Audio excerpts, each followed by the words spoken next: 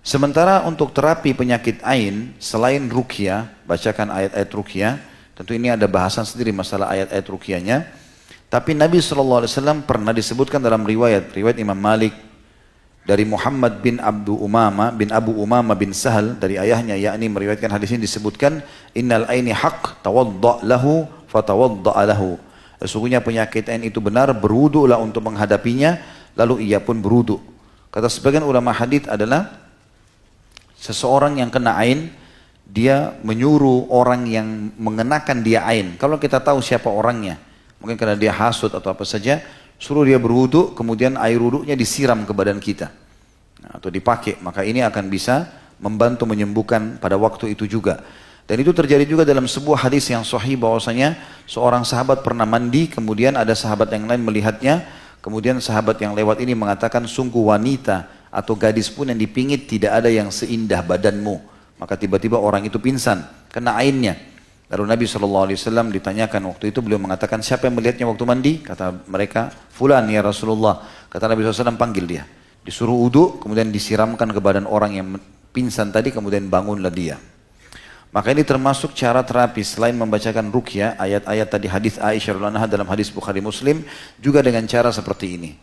Kalau tidak ditahu siapa orangnya, maka sebagian ulama mengatakan dibolehkan dia untuk berwudu dan air wudunya sendiri yang dia gunakan untuk disiram ke badannya, ya, bekas air wudunya sendiri. Disebutkan dalam riwayat Abu Razzaq dari Ma'mar, dari Ibnu Taus, dari ayahnya secara marfu, al-ainu haq walau kana syai'un sabiqal qadar lasabaqathu al-ain fa idza stuksila ahadukum falyaktasil. Penyakit ain itu nyata. Kalau ada sesuatu yang dapat mendahului takdir, tentu sesuatu itu adalah ain. Apabila salah seorang di antara kalian tertuntut untuk mandi, maka hendaklah ia mandi. Artinya kalau ada orang yang mengatakan kemungkinan kena ain saya misalnya, maka saya akan mandi dan saya akan berikan. Atau ada orang mengatakan tolong mandilah atau wudulah, berikan kepada saya airnya. Kita nggak boleh tersinggung teman-teman sekalian. Karena sunnah Nabi SAW adalah kita ikuti keinginan dia. Makanya kata Nabi SAW, siapa yang diminta untuk mandi atau wudu maka dia lakukan. Kemudian dalam riwayat Jabir, ya, hadis ini diriwayatkan oleh Bazzar dengan sanad hasan, dan hadis ini marfu, innal aini la tudkhilul rajulul qabra wal jamal al kidra. Sesungguhnya ain itu dapat memasukkan seseorang ke dalam kubur, artinya sampai menyebab mati, dan unta bisa masuk ke dalam kuali. Ya. Jadi saking luar biasa bahayanya penyakit ain itu. Salah satu juga yang efektif selain ruqyah syariah, selain juga mengambil air wudu atau air mandi orang tersebut atau dia sendiri yang wudu, maka juga dilakukan dengan cara mengucapkan Masya Allah Tabarakallah. Masya Allah Tabarakallah. Dan ini sudah sering dipraktikkan oleh teman-teman kita di Timur Tengah. Kalau di mobilnya dipasangin stiker Masya Allah Tabarakallah. Kalau di rumah pintu masuk seperti ada kaligrafi, ya, itu ditulis Masya Allah Tabarakallah. Dan memang sudah biasa melatih diri anak-anak atau orang sekitarnya, istrinya, suaminya, setiap muji sesuatu dia mengatakan Masya Allah Tabarakallah. Tapi memang itu harus dilakukan. Harus dilakukan, ya, kalau orang puji, karena ini bahaya. Terutama teman-teman kadang-kadang subhanallah kalau keluar rumah kita punya anak kecil sengaja diperindah, lalu kita tidak sama sekali membekali dia dengan doa, ya, dengan mendoa agar Allah lindungi dari keburukan. Ini bahaya sekali. Ya. Dan disebutkan dalam sebuah riwayat yang lain, riwayat Tirmidzi, dan dinyatakan hasan oleh beliau, bahwasanya Nabi SAW pernah memohon perlindungan dari godaan jin dan dari ain manusia. Dan ini menandakan memang besar sekali pengaruhnya, ya, besar sekali pengaruhnya. Oleh karena itu kita harus hati-hati. Sebagian ulama menambahkan bahwasanya penyebab penyakit ain selain hasud bisa juga karena orang itu selalu saja punya halusinasi, ya, atau membayangkan hal-hal yang tidak ada, membayangkan syaitan, membayangkan apalah gambar-gambar abstrak, ya, yang tidak ada. Mungkin Allahu alam, saya juga khawatir kalau orang banyak menggambarkan kayak kartun-kartun Jepang, ya, banyak menggambarkan apalah, ya, manusia ini, manusia itu, atau robot ini, robot itu, ya mungkin tidak ada. Ya.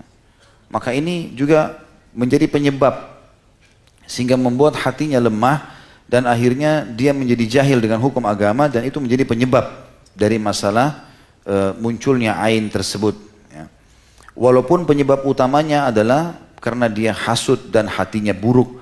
Kalau 1-2 kali, kalau dia bertaubat kepada Allah maka bisa hilang. Tapi kalau terus menerus maka ini berbahaya buat dia dan juga buat orang-orang di sekitarnya. Dan sering kali terjadi ya, ini ain dari orang-orang yang belajar hipnotis. Ya. Karena memang sengaja mereka menanamkan itu supaya tatapan matanya membuat orang lain jadi luluh misalnya. Dan ini memang sering kali terjadi dari orang-orang jahat, bahkan dari orang-orang kafir sendiri yang memang hasud kepada kaum muslimin. Allah sebutkan dalam surah Nun ayat 51, ya. A'udzu billahi minasyaitonir rajim wa iyyakadul ladzina kafaru liyuzlikuka bi absarihim lamma sami'u dzikra wa yaquluna innahu lamajnun. Dan hampir-hampir saja orang-orang kafir itu mencelakakan dirimu dengan pandangan mata mereka, gitu kan. Dan pada saat mereka mendengar kebenaran ya, dan mereka berkata sungguhnya orang ini adalah orang gila ya, maksudnya mengatakan tentang Nabi alaihi salatu wassalam. Tentu di buku ini cukup banyak teman-teman sekalian kalau dimiliki tentang Ibnu Qayyim rahimahullah, beliau ajarkan tentang doa-doa ruqyahnya seperti a'udzu bikalimatillahi tammat min syarri ma khalaq ya, aku berlindung kepada Allah dengan kalimat-kalimat Allah yang paripurna dari kejahatan makhluk ciptaannya. A'udzu bikalimatillahi tamma min kulli syaitanin wa hammin min kulli ainin lammah. Aku berlindung kepada Allah dengan kalimat-kalimat Allah yang paripurna dari gangguan syaitan dan binatang serta dari gangguan ain yang dahsyat ya. Dan cukup banyak ya, hadis-hadis atau doa-doa yang disebutkan oleh beliau. Saya datangkan saksi bahasan saja kalau memang ruqyah dibolehkan di sini termasuk dari masalah ain. Kemudian ada hadis-hadis Nabi SAW juga yang berhubungan dengan masalah ruqyah ya, masalah ain ini disebutkan dalam riwayat Imam Muslim, rakhasa Rasulullah SAW fi ruqyati minal aini wal hummati wan namlah. Rasulullah SAW mengizinkan untuk ruqyah terhadap penyakit ain, gigitan binatang berbisa dan penyakit semut ya. Yang dimaksud penyakit semut bukan sengatan semut ya.